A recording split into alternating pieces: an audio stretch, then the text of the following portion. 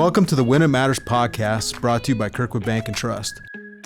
This podcast provides in-depth interviews with business owners and banking experts about how to better your financial health and be prepared for the moments that matter. I'm Brad Miller, Senior Loan Officer at our North Branch. Today's guest is John Lee, the owner of Bread Poets. John, thank you for being here. Appreciate you taking the time to come in and talk to us. Yeah, thanks for having me.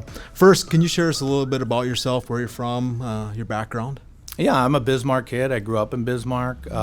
My dad worked for the Department of Public Instruction for many years, and he took a superintendent's job in Upham, North Dakota, so that was right before my sophomore year. So have kind of a different story, but I grew up in Bismarck. I ended up graduating from Bottineau High School, and then I got my undergrad degree at NDSU, and been happy to be in Bismarck ever since. Good. What does Bread Poets do, and how long have you been in the business?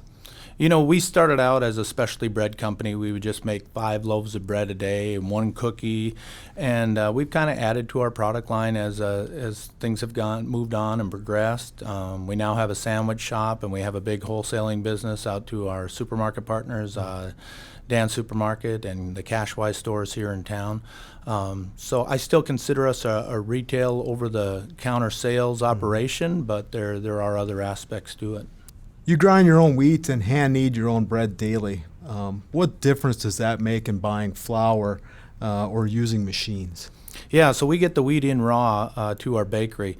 The biggest difference that we see, and we started out grinding our wheat from day one, was that the wheat starts to break down 72 hours after it's milled into flour. So the oils start to break it down, it loses some of its nutrients and loses a significant amount of flavor. So we always sought to capture the wheat before that 72 hours was up to maintain the freshness and to give it a higher quality product. So it definitely is something that you can taste. Okay. Without giving away any secrets, do you have any new products in the mill?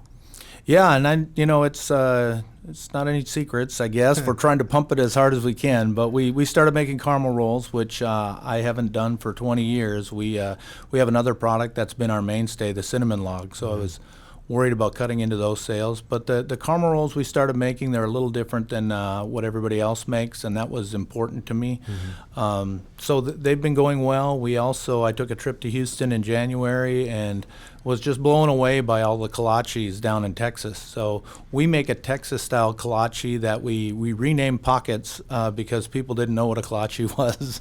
But we make a ham and cheese, a bacon, egg, and cheese, a sausage, egg, and cheese, and we do that Wednesday through Friday. So we try to hit kind of the morning rush with those products. Other than that, we're always looking for other bread combinations. One of the new ones we made we call it Mamma Mia Chia, but it's a chia seed bread. That's very much like our other grain breads, just a little different twist on it. Tell me, what's a typical day in the life of John Lee? Boy, I would like to know. Every day is substantially different. As you know, Brad, being a father and having interests outside of just the business, days can get wild, especially during these times. But typically, I'm up at 5 a.m. I either go to the gym or I go to the store, depending on if they need me down there right away. And then a lot of my job is really bouncing between the office and the bakery during production, and then bouncing between the office and the sandwich table during our noon rush. I usually wrap up my day around 2 or 2:30, and then I'm off and running, getting kids and getting them where they need to be, and every day goes pretty fast. Awesome. From the time you started, how long did it take for you to feel like you were a mainstay or a part of the community with your business? I don't know if I feel like a mainstay yet, but part of the community, it really takes, I think, between 3 and 5 years where you feel like your brand has gotten out there and people know who you are. I would say at about the 10-year point, I felt like, there's a lot of people in this town, the majority, know about us, know what we do, know where we're located.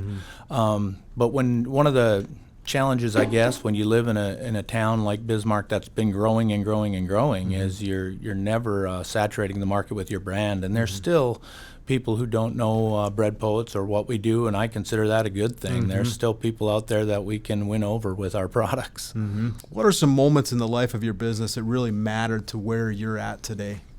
Boy, there's a lot of them. Yeah. You know, the first was I'm just going to start from the beginning. So putting my plan together was a lot of work, and I'm a big believer in business plans and a believer in honestly reviewing the market and knowing if your product's gonna make it or not. And there's always so many unknowns. But once we got up and running, I think the biggest thing that really got our foothold in Bismarck was when we started making cinnamon logs, and that was at about the 6 or 7 month point.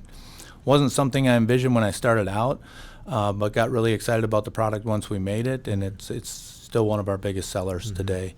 So going forward from there was our wholesaling partnerships. As market conditions change and there become new stresses on the business, you always have to be reactionary.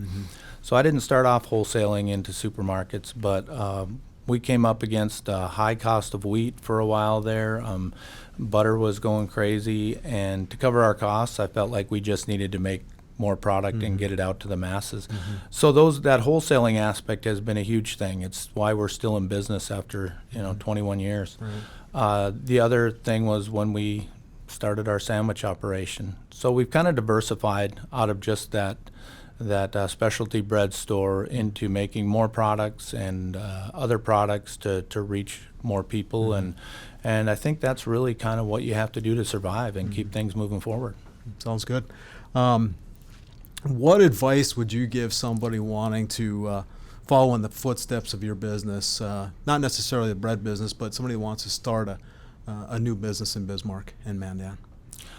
My first advice is what I tell my children: don't do it. You know, there's a lot of challenges with small business ownership. But seriously, people who are entrepreneurs and driven to create, there are so many rewards that come with doing a small business or seeing your dream become a reality. The biggest thing I've noticed is you just need to persevere. There's a lot of things that happen. Life never goes as planned. Business never goes as planned, and you just got to slug through the tough times. So it's a roller coaster, and it's a microcosm of life. There's ups and downs, and it's pushing through those low points that really that fortitude, I think, that people need to be entrepreneurs. And that would be my biggest advice. The other thing is, try to do something you love, because you're going to be doing a lot of it. That's right. That's right. Yeah, good advice. Where can people connect with you to learn more about what Bread Poets is, and where they can find your products? Yeah, I think most people connect with us over Facebook. It's become such a huge medium for what we do and what a lot of small businesses do. The other place is just our old-fashioned website, www.breadpoets.com. You can see our menus there. You can kind of see a little bit more of what we do, but the best place to find us is at our brick and mortar location downtown Bismarck. That sounds great. Yeah. John, just wanted to really say thank you for taking the time out this morning. I know you're busy. You got a lot of things going on. We really appreciate your time and look forward to seeing you in the future and finding some more of those cinnamon logs out there. So. Oh, I appreciate it, Brad. I love this community. I love what I do. Just glad to be a part of it. So thanks for having me. Thank you very much. You bet. Have a good day.